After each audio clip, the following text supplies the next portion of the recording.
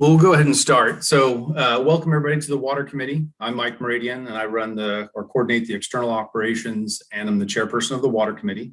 And about a year ago, last year, we started having discussions about water issues that were affecting our area and felt like we were falling behind and finding out mandates that were coming to us. We kind of decided that, we need to start a water committee to start getting ahead of these issues and maybe even help guide the issues that will affect Modesto, the surrounding areas, as opposed to have to deal with the mandates. So we decided that we're going to go ahead. I guess there was a water committee maybe 10, 20 years ago that used to be somewhat active at some level. We don't know really what that was, but so we thought it was important for us to do this. So this is the first meeting that we're having here. And I thought the first thing that we do is kind of go around. Everybody could just introduce themselves. I don't know if everybody has the same screen I do. Mr. Lyons is in the upper corner. If you want to start, just who you are and who you represent. Yeah, Bill Lyons, been active in the community for probably too long. Been engaged in different water policies up and down the state. Former Modesto Irrigation District Director, actually was involved with the initial domestic water treatment plant, one of the owners of Mapes Ranch. Been supportive of the Chamber of Commerce. Thank you. Anybody else want to keep going? Mike Dunbar, looks like you're next on the screen. Mike Dunbar, I'm representing Adam Gray. I work in his legislative office and work at the Modesto B and with various others. So we used to write about water on a routine or regular basis. Okay. Excellent. Thank you. That's me. Okay. Edwin, you want to go next? Yeah, sure. Thank you, Mike. My name's Ed Patterson. Good to see Bill Lyons and some, I see Director John Menziger there, good old MID guys being involved. I think they're critical in the discussion here, but I was a former Modesto Irrigation District as well back in the 90s when we were looking at the 20-year revisit on Don Pedro, in-stream flows and efforts in those days.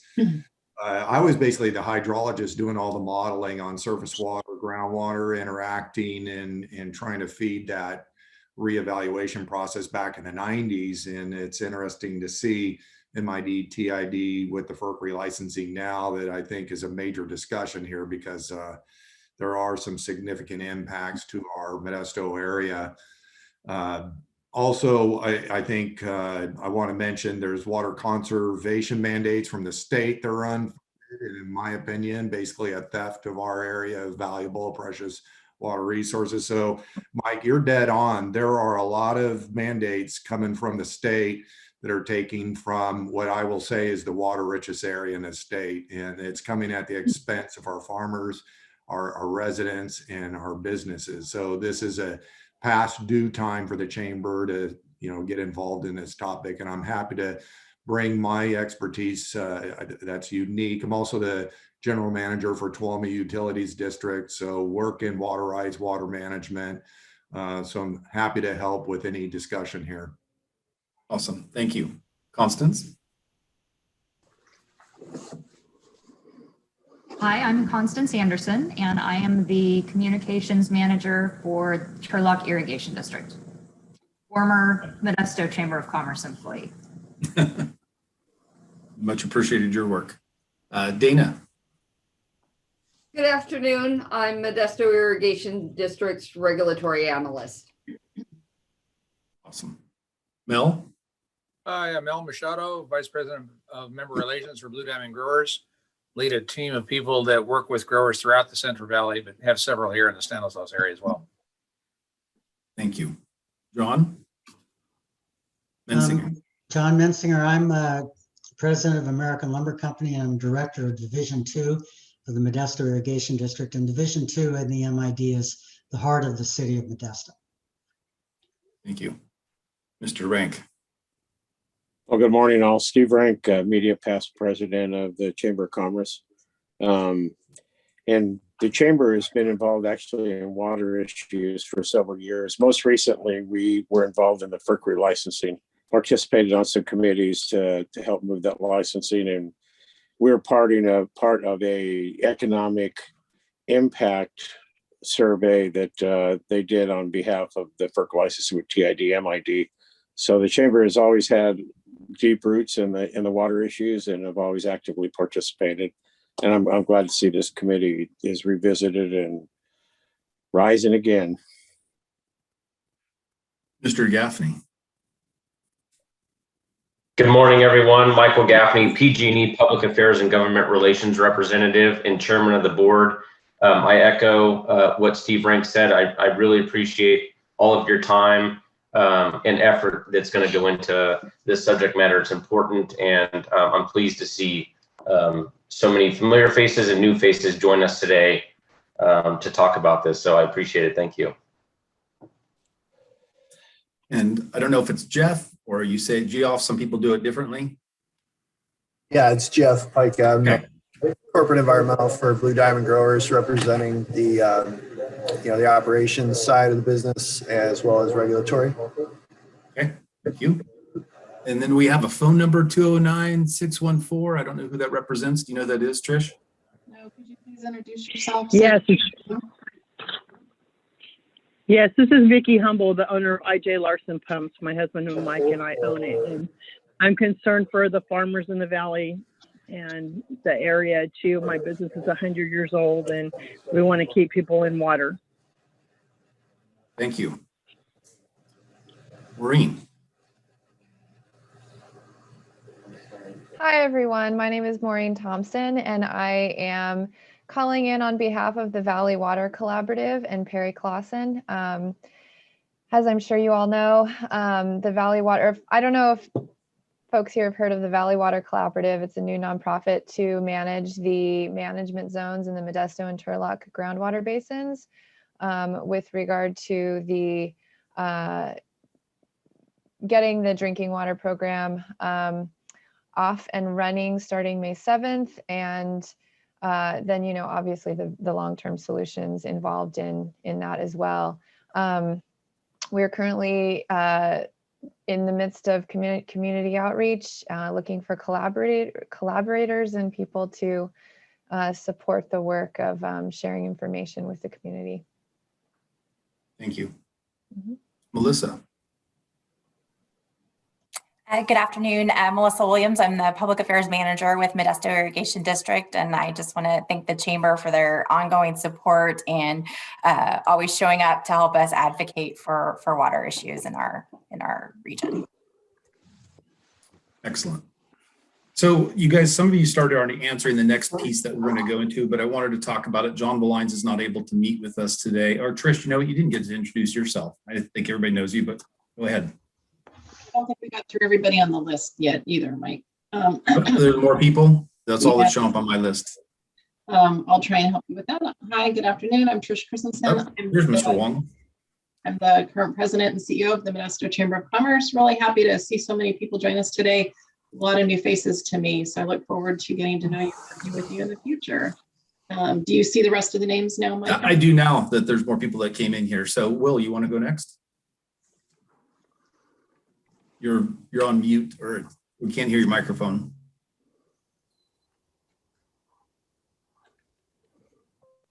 Can you guys hear me now? Yes. Okay, sorry about that. I've been having issues with my microphone and camera, as well as all of you guys are on. I'm on a lot of Teams and Zoom meetings all the time, so it's not surprising my camera's crapping out. But anyway, I am Will Wong.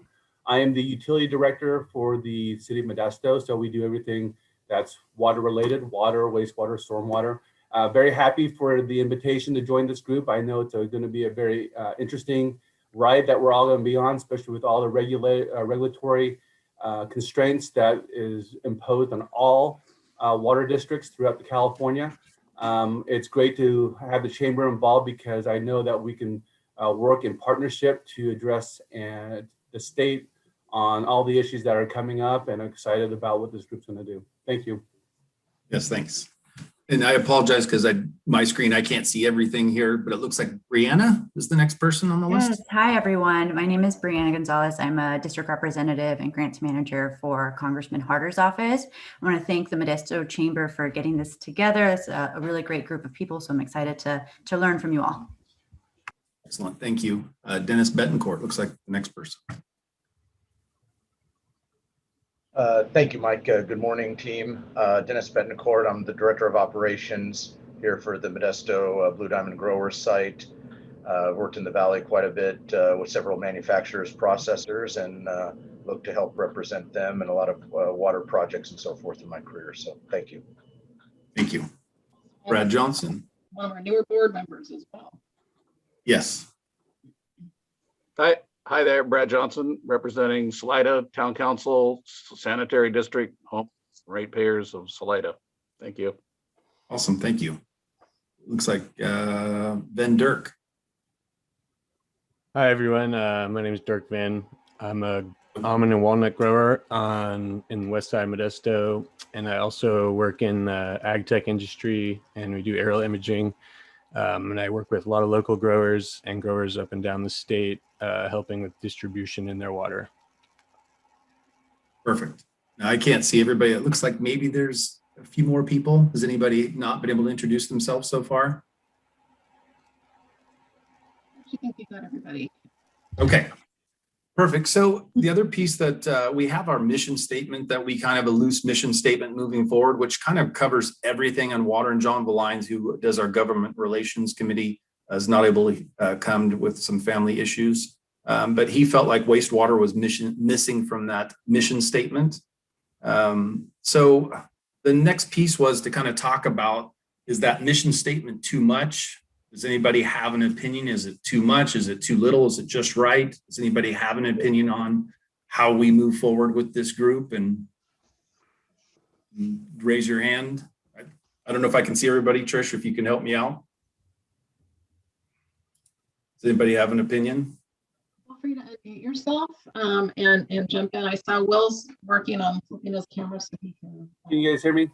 Yes, we can. I haven't seen the vision statement, so do you mind sharing it on screen, or can you email it out? I'm unfamiliar with that statement. I'm working on bringing it up for you right now. Thank you. Can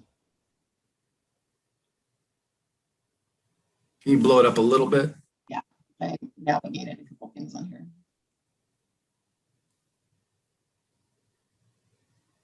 Can you read that now? Yes. I can.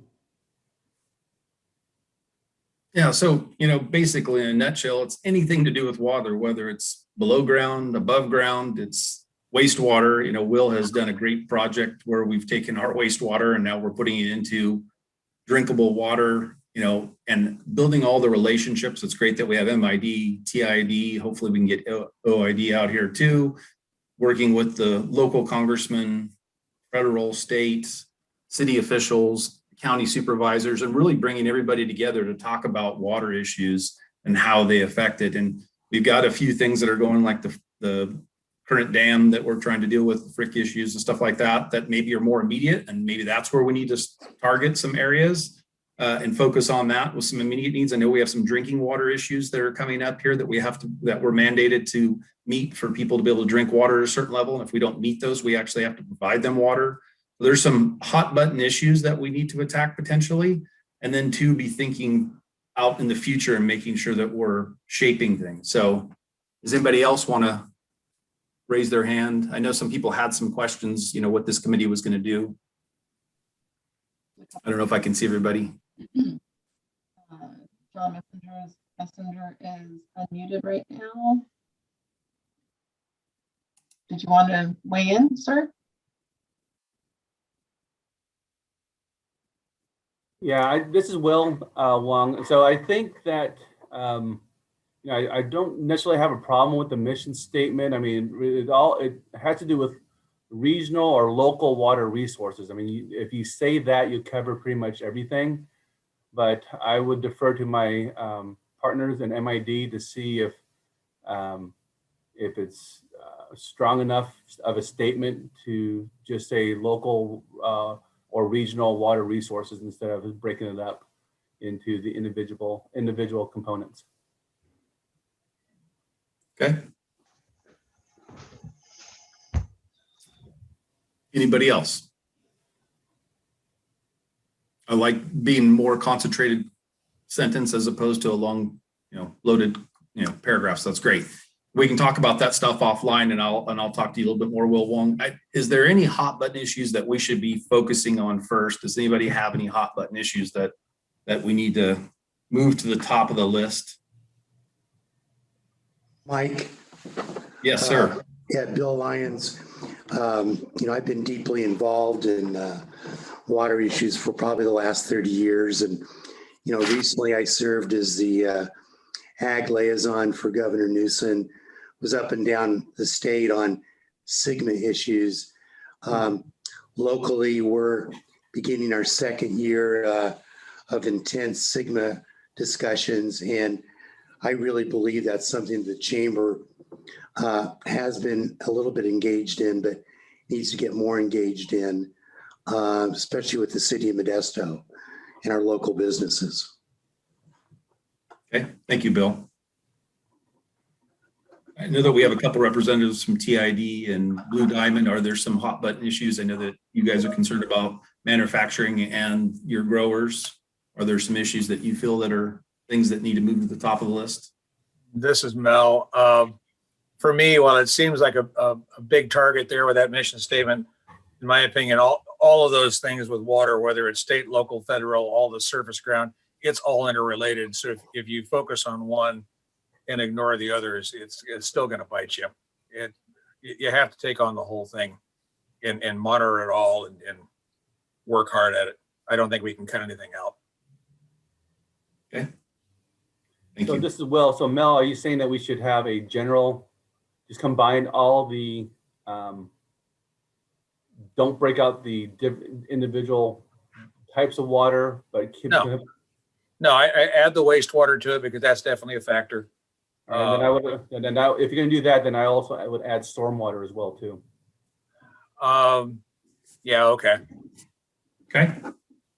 Yeah, stormwater actually is a good one for Will to mention, because an irony is that many, many years ago in Modesto, we thought it would make sense to have state-of-the-art expensive stormwater drain systems that would take the stormwater immediately off the street and convey it to the river or dry creek. And the irony is, it turns out that the better solution is our oaky old-fashioned solution of dry wells, because although the dry wells leave streets flooded when we have a heavy rain, the water goes into the aquifer and is available for groundwater use. So actually, Will is right on when he mentions stormwater. And with that, and to add on to what John's saying as well too, my hot button topic would be groundwater quality, because as a domestic water supplier, we have to provide water that meets all federal and state standards for the health and safety of our residents. So I have a little higher quality requirement than the irrigation districts in terms of providing drinking water to the public. Which I believe are some mandates that are coming here in the next few months, correct? That we have to abide by? Yeah, there's a whole slew of things that are coming up in terms of not just water quality, but the impact of the state mandating conservation, even to a point where they restrict the amount of, or telling us to control the amount our residents can put on landscaping. So indoor versus outdoor water use is going to be a hot button topic that we're facing. Obviously, as folks have pointed out, we are very water rich, quality poor from a domestic standpoint. However, we knows better to manage our water resources than the local folks that run the business. And so that's where I think the hot button topics is how do we protect our own here and let the state know that you can't treat the Central Valley, especially in our area here, like LA or like San Francisco. Okay, excellent. Other people, what Will's talking about is SB 606, AB 1668, and by, I forget what years, 2027, the state water board is basically stating you got to be below 50 gallons per day per person per indoor. I mean, it's getting down there where it could impact a lot of folks. And then for the outdoor, they're basically telling you, you have a water budget, you have to live by it. And if you don't, the city's going to get fined. And if the city's fined, they're going to be fining the water users throughout the city. And then I'm sure on the ag side, MID and TID, I'll let them comment, the ag water management plan, similar regulatory unfunded mandates. And then I would defer to the MID TID 2 on the 401 water quality certification and the FERC licensing, hot button issues. Yeah, this is Jeff Pike, Blue Diamond. We are feeling a little bit of pain and uncertainty on the stormwater regulation side, as well as the CV salts issue. We're just not sure what's coming and how we're going to need to respond. On the other hand, we also have some issues with the water quality that is coming into the site. So in one case, in Turlock, we've got poor water quality coming in, so we have to put a system in, and now we're getting having some difficulty on the wastewater discharge side. So if we had better water quality coming in, then our discharge would be a little bit better as well. So we're kind of getting it from both ends, so to speak. Excellent. Anyone else?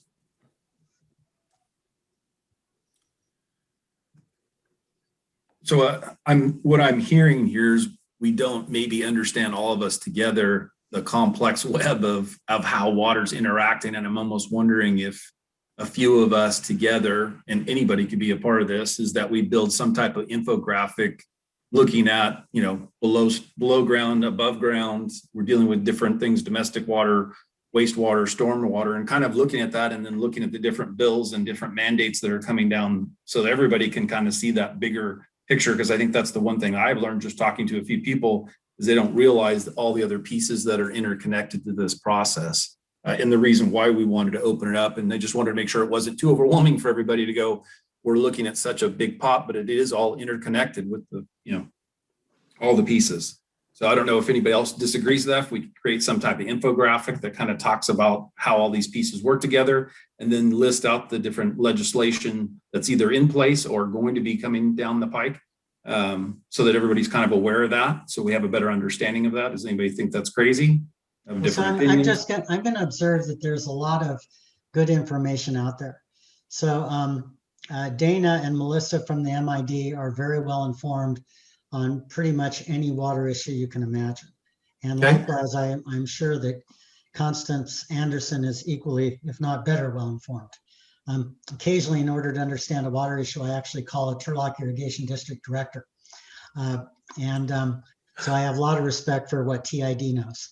And I'm also going to observe that, for example, on groundwater, there's a group called, in the northern part of, in other words, north of the Tuolumne River, south of Stanislaus, it's called STRINGBA, the Stanislaus-Tuolumne Rivers Groundwater Basin Association. And they are working with their counterparts south of the river, where obviously TID would be an important player. And they are working, I know our PR department, Melissa's department, as well as working with the folks south of the river. They're providing information on the groundwater planning process. And those meetings happen about the middle of every month. So for instance, yesterday there was a meeting of STRINGBA, happens at 1:30.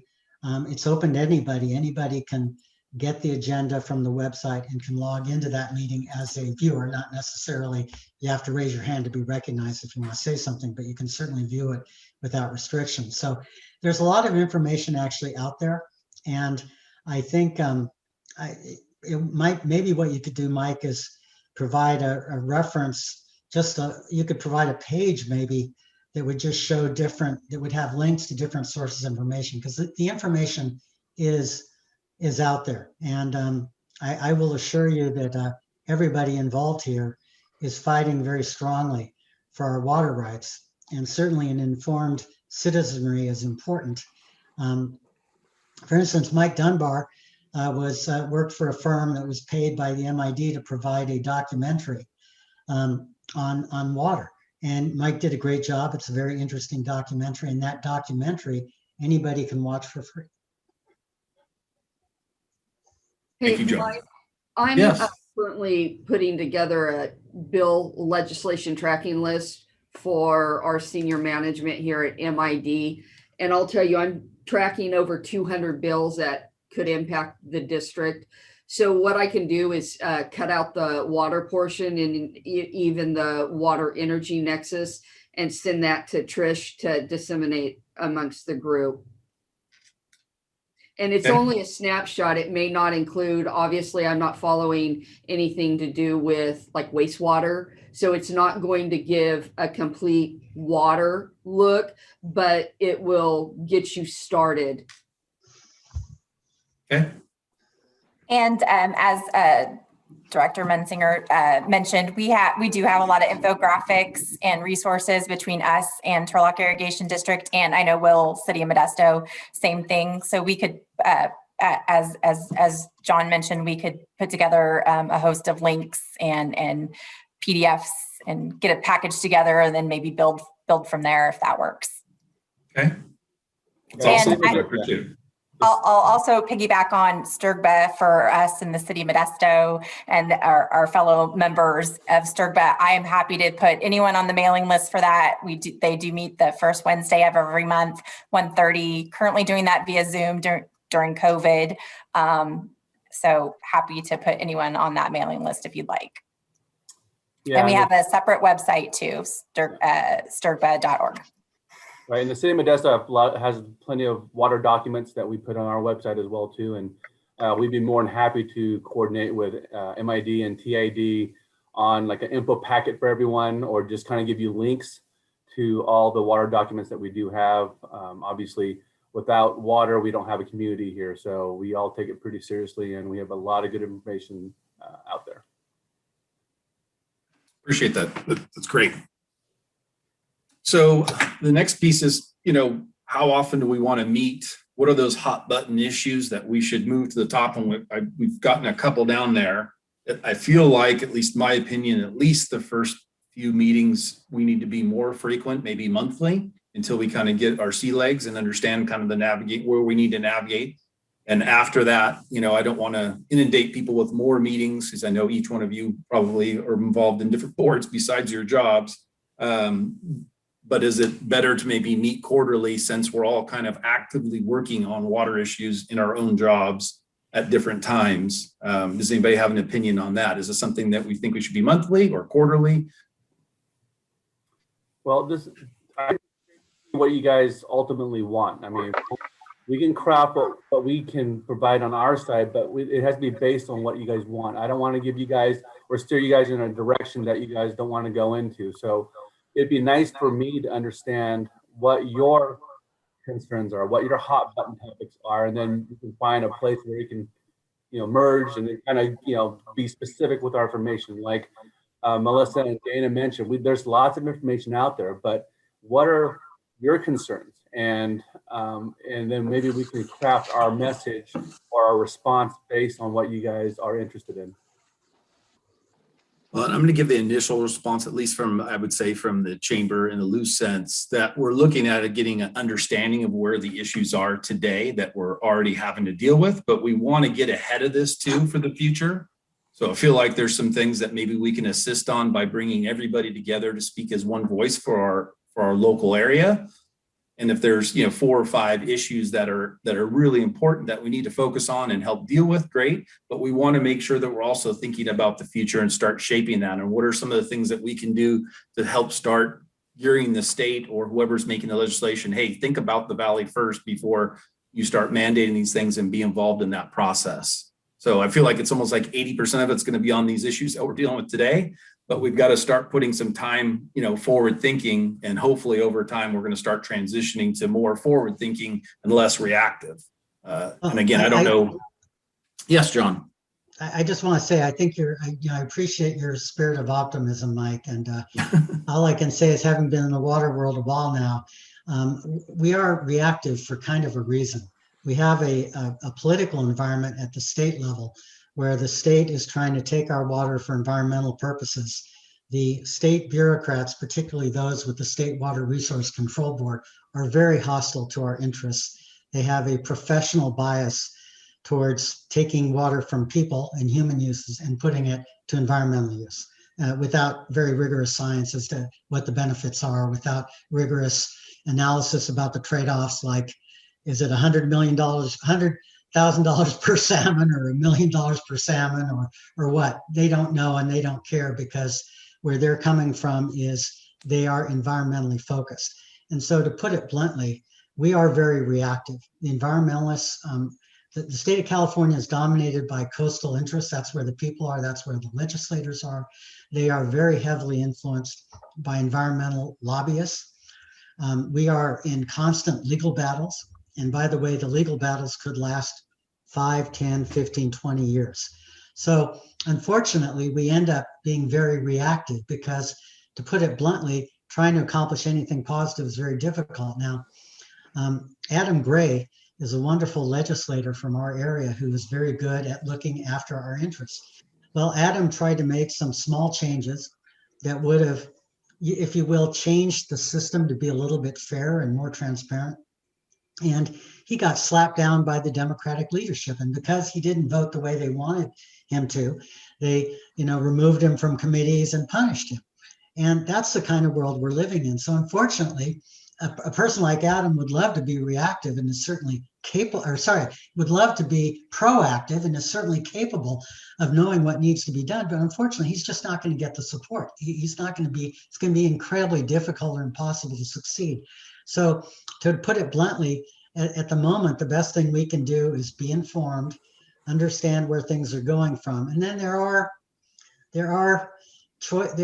times when we can make a better choice or a worse choice in certain situations that come up. And that's where I think a committee like this can be very valuable. And I think a committee like this is very valuable because people can communicate with each other, learn. If I may, John's right about the regulatory and legislative environment. But this is a two-front. This is Mel. Okay, sorry.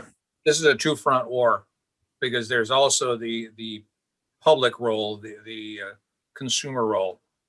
In the almond industry several years ago, through the drought, the industry learned that you have to be involved in reputation management, and you have to work to get proactive. That process has ebbed a little bit, and it needs to crank up again. I believe that to just be aware of what's going on isn't going to get the job done.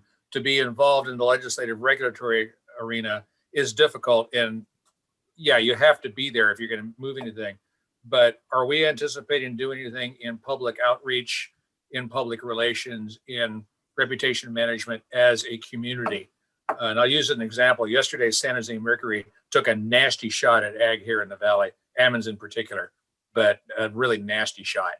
And they have a lot of influence in that community that John was addressing, and in all the people that read them. So what do we do to counter that kind of garbage? And I say we, all of us in this community. Excellent. Thank you. Other thoughts? I know there's things have to be swirling in your heads. Ed, go for it. Mike, this is Ed. Listening to John, I mean, it's a dark, bleak picture, and I know you want to be proactive, but what I know of water issues right now, this is really the cusp of a paradigm shift from where MID, PID, and its forefathers really made this a water-rich place, take it from where it's been to this new world through the current mandates of the water conservation taking us below 50 gallons per person per day, doing the same thing on the ag side, SIGMA, the Don Pedro Mercury licensing and the resulting 401 certification that's going to be litigated forever, probably the whole Bay Delta voluntary agreements, which are probably, I don't know, I mean, I'm always a perennial optimist, but probably in litigation. I mean, it seems like we're at a point in Modesto Turlock region right now where everything could change because of the raft of issues that have already been here. And John is exactly right. There was a preemptive strike that's been in the making for years. And we're just now, well, MID, TID has been fighting the fight for a long time. And I know City of Modesto is too, but it's an inexorable march toward weaning this area off of a lot of the water. And is it economically fair? Is it equity? And I'm not even sure what we do about it, other than I think that the point being that we're communicating, but and we can do letter writing from the Chamber of Commerce. But at the end of the day, a lot of this is litigated, and it's going to be in the court system. And there's what are the amicus briefs that the chamber could do, but City of Modesto itself, with all the regulations on water quality and PFAS, arsenic, it's shutting down some of the, I forget how many wells that the city still relies on. I hate to see any of them decommission. Always thought before you decommission them, and work at something out with MID. A lot of them are near the canals, and ag can deal with a little bit of the water quality issues better. But there are strategies, but I'm just kind of thinking long term. Right now is the time, and I'm not even worried about the emerging issues we don't even see around the corner. The ones that we're facing right now will strip this area of its inheritance, and it's going to impact us on rates, both on ag and urban. And basically, we're going to start. This is what's going to happen. We're going to start a drought with an empty reservoir. Well, let me try to be a little. Edwin is very intelligent and certainly knows the issues well. I'd like to give a little bit of cause of optimism here. Talk about some of the things that we can be proud of. MID and the City of Modesto partnered a long time ago for a domestic drinking water plant from surface water from the Tuolumne. And one of the great things about Tuolumne surface water is that, let's say you have a well where the arsenic concentration is a little bit too high.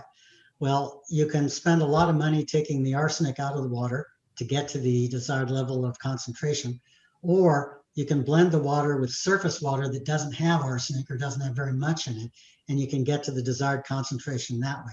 That's a lot cheaper than filtration. So that's one ace we have up in our sleeve, is that we can sometimes, by blending surface and treated water, we can get a better product. And by the way, just so you know, the problem we have is that we live in a world where regulators want to always have achievements that they can talk to their grandchildren or whoever. And so they can say, we lowered the standard for arsenic 10 times or something like that. And so the point is that 50 years ago, we were drinking this water that may have had a lot of arsenic, maybe 5 or 10 times higher than the current standard. Maybe that caused some problems, maybe it didn't. But anyway, we keep lowering the standards. And I guess you can argue that a rich society can afford the cleanest drinking water possible. But that, it's important to understand that the reason these regulations keep coming up, it's also, there's some contaminants that 10 years ago we couldn't detect at the level they were present in the water. Well, now our equipment is a lot better. We can detect maybe 1 part per billion or less in water. And all of a sudden that means, well, let's worry about whether it's going to hurt us. What should we do about it? So it's very, it's just the way the world is at the moment. The other thing I would like to mention, just as kind of an interesting factor, and the Tuolumne River is shared by MID, TID, and the city and county of San Francisco. And the city and county of San Francisco supplies water to approximately 2.7 million people in the Bay Area. That's more than just San Francisco. San Francisco is less than 1 million. And the interesting thing is, in general, San Francisco's water rights are junior to those of MID and TID. And because we have various dams and facilities on the river, we've worked together to integrate these facilities so they can be the most efficient possible. So for instance, many years ago, San Francisco spent more than MID and TID together on Don Pedro Reservoir. They spent more creating that reservoir, and they almost doubled the size of the reservoir because they wanted it to have storage that would be beneficial for them. And so even though they paid more than MID and TID, even though they don't get any hydro out of it, they only actually get about a third of the storage at Don Pedro. And but anyway, so they work with us. We are joined at the hip with San Francisco. And there may come a time in the regulatory world where, you know, San Francisco and the Bay Area are not on our side. But right now, at least the water folks at San Francisco Public Utilities Commission are on our side. And that is very, very helpful to us. And it's the state regulators have to be very creative in order to figure out how to steal all our water without stealing the Bay Area's water. And so far, they haven't figured out how to do that. They've tried. So as long as that happens, that's something that we have that gives me some comfort. So one of the things Mike, I'd like to jump in. Yeah, please, Bill. On John, I've got some cautious optimism too. I mean, I look back, 25 years ago when the city of Modesto and the Modesto Irrigation District worked together to create a domestic water treatment plant. And that was an issue that was very concerning at the time with the ag community. But people worked with the ag community and the city leaders, and we put it together. I agree with everything John said. You know, sometimes people try to make San Francisco the villain, but they're not really the villain. They're our partners that we've had for, 100 years. I think there's other outside interests that could impact our water supply and water flexibility in our local region. And I think those are the areas that we need to be really concerned about. And I was heavily involved in the voluntary agreements. Personally, I felt that we were extremely close and it fell apart. And it fell apart based on politics, in my opinion, on both sides of the aisle. And it was unfortunate it fell apart. I think there are some opportunities, but we just have to be cautiously optimistic that we protect our water, but understand that there are people out there that do want to make a deal, and there are people out there that do want to take our water. So. Thank you, Bill. And I think Will also had something to say there.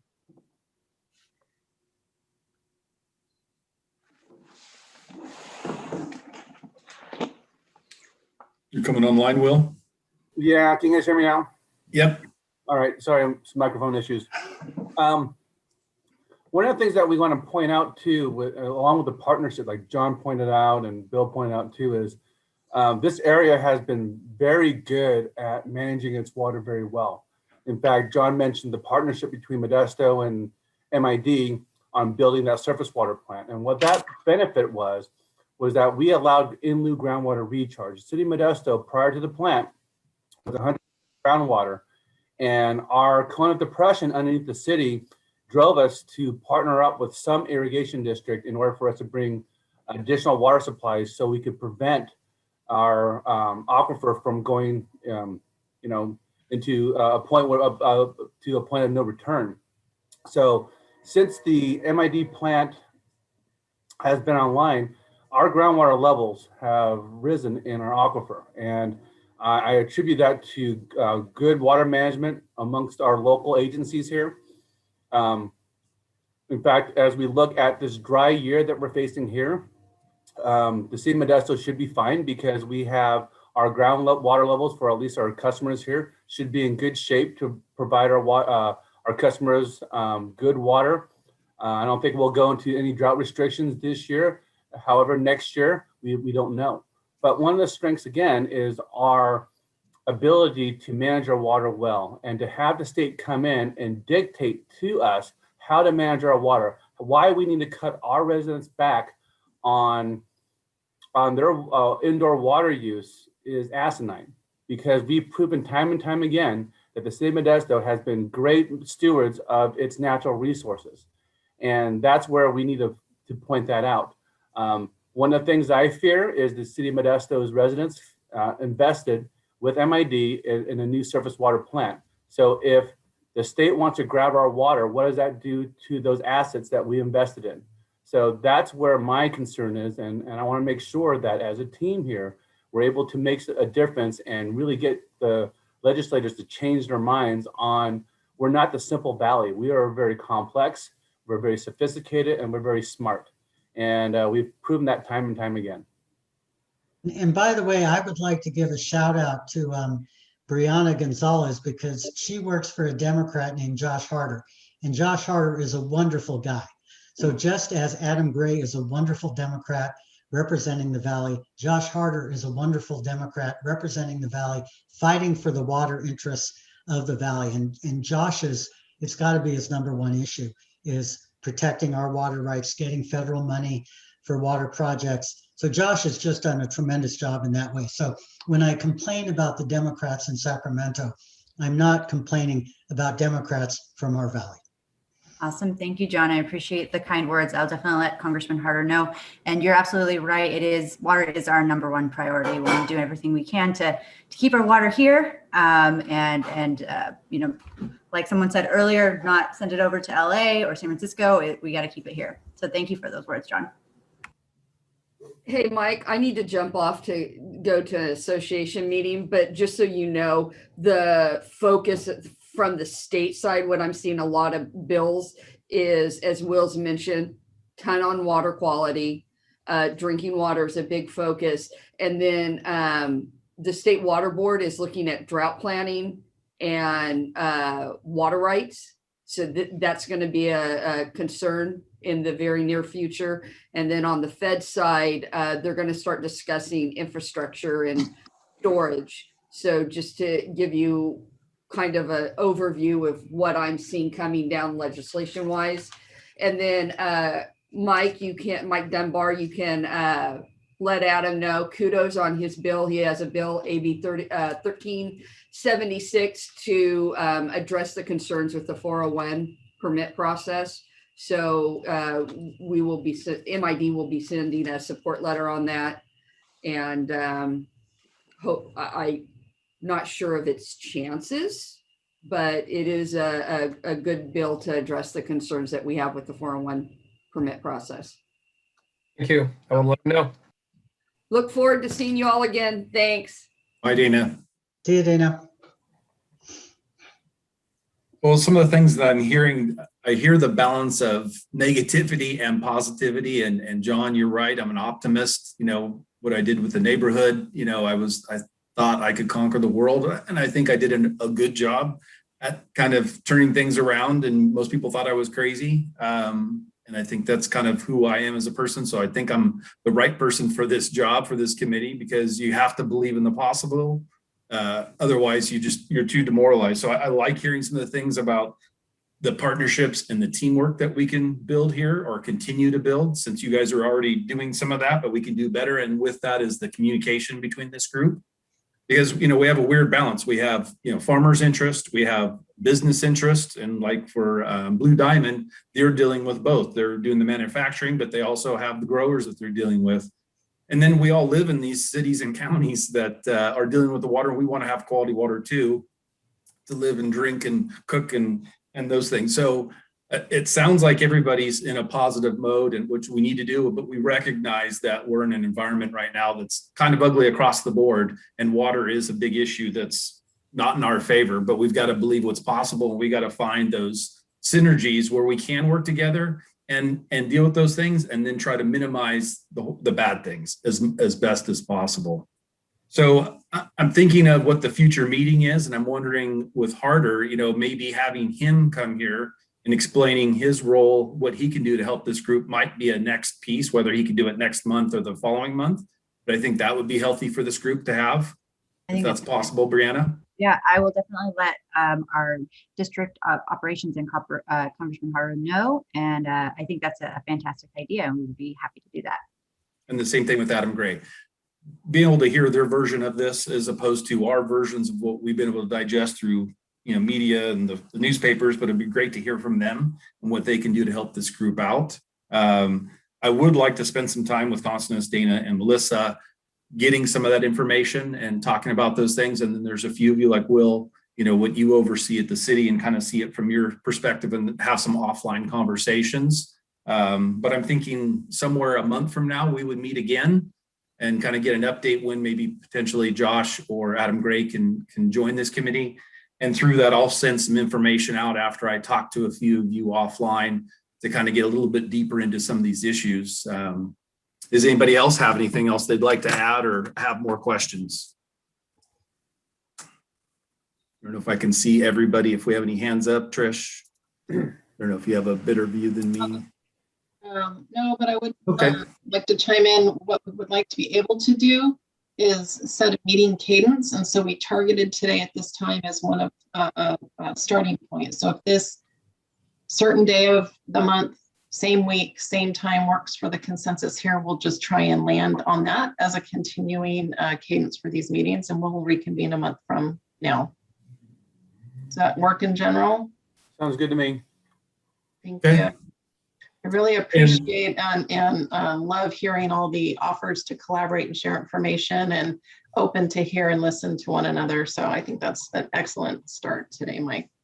And we'll be giving out I believe we have everybody's email from everybody that's here. And if we don't, we'll reach out to you in my direct email. Trish will get that out to everybody. So if anybody wants to talk to me offline specifically that I haven't already planned on talking to them, I would love to talk to anybody and get your insight.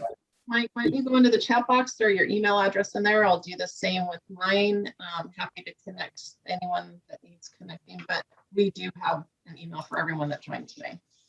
And Trish, you're going to be sending out a standing committee meeting, correct? Because this one kind of crept up on me, so I don't want to make sure that my calendar is open for this. Yes, we're happy to do that. We'll go a couple months at a time in case we want to adjust the cadence after that. So I don't want to last, 10 months, then have to change them all, but we'll do the next couple back to back. So it's on your calendars and we'll go from there. Does that work? Yep, that's very helpful. Thank you. Yep, and I just put my personal email on my personal cell phone. So you can text me, call me, email me. Email's probably best just because I get a barrage of phone calls and texts, and I don't know who you are. I typically don't answer just because I got a million things coming at me. But email's probably best. Okay, well, if we don't have anything else to talk about, anybody else doesn't have a point, we'll be reaching out to you guys here in the next few weeks about the agenda for next time. And I really appreciate everybody's insight and comments. We look forward to working with you and being a team to make the water issues better for the valley. Okay, thank you, everybody. Thank you. Thanks, Mike. Thank you, Mike. Thanks, Trish. Mike. Thanks,